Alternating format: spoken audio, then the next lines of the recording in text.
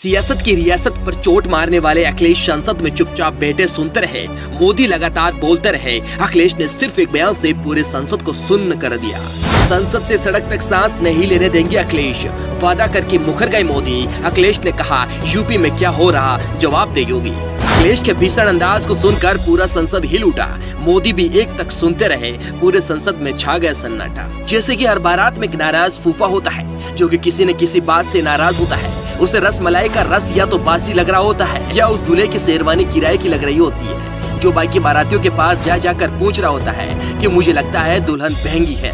उसी तरह इंडिया गठबंधन की इसी जीत के बाद बहुत सारे हमारे प्यारे यानी कि एनडीए वाले नाराज फूफा बन गए। करने को तो इनके पास पहले भी कोई काम धाम नहीं था और जो थोड़ा बहुत था वो भी काम छोड़कर दिन रात इंडिया गठबंधन की जीत में साजिश ढूंढने लगे। अब आप देखिए, इंडिया गठबंधन की जीतने के बाद पूरी दुनिया में अखिलेश यादव की चर्चा हो रही है। मगर मजे की बात यह है कि इंडिया गठबंधन की इसी जीत में यानी बेगानी शादी में एक तरफ जहां हमारी एनडीए अब्दुल्ला जमीन पर लोट कर अपने कपड़े भर रहा है, तो दूसरी तरफ इंडिया गठबंधन की जीत का जश्न चारों तरफ मनाया जा रहा है। कुछ यही हुआ जब संसद में अखिलेश यादव ने मोदी से लगातार पूरी एनडीए सरकार की बोलती बंद कर दी। ऐसे बयान अखिलेश यादव ने दिए तो मोदी भी चुपचाप सुनते रहे।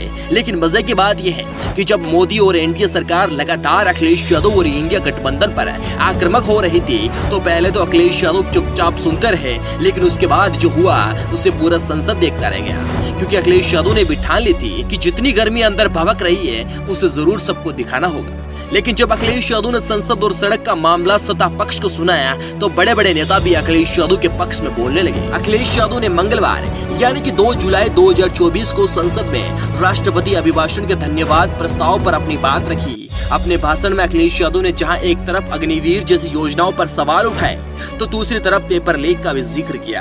अखिलेश यादव ने अपने भाषण में गाँव और किसानों के सवाल भी उठाए। अखिलेश यादव ने भाषण में कहा, पीएम ने बड़े पैमाने पर गांव गोद लिए थे, उन्होंने अपने 2 टर्म पूरे कर लिए।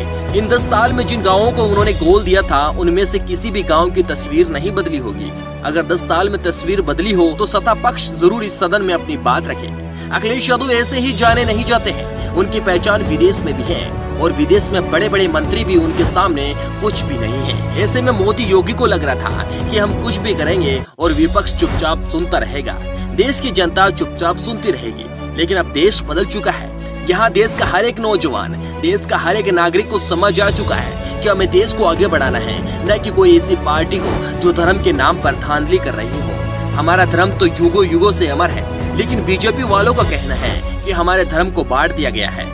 जब अखिलेश यादव ने ये बोलना शुरू किया था, तब बीजेपी का हर एक नेता को पता था कि अखिलेश यादव कुछ तो ऐसा बोलेंगे जिससे सबकी खाट खड़ी हो जाएगी, और हुआ भी ऐसा ही। ऐसे बहुत सारे बयान जब अखिलेश यादव ने बोलना शुरू किए तो सबके पसीने छूट गए। क्या 2027 की विधानसभा चुनाव में समाजवादी पार्टी की बड़ी जीत होगी और योगी बाबा को हार का सामना करना पड़ेगा? इस पर आप सभी लोगों का क्या कहना है, कमेंट बॉक्स में जरूर बताएं और वीडियो को लाइक, चैनल को सब्सक्राइब जरूर कर दें। Bureau report, ARJ news.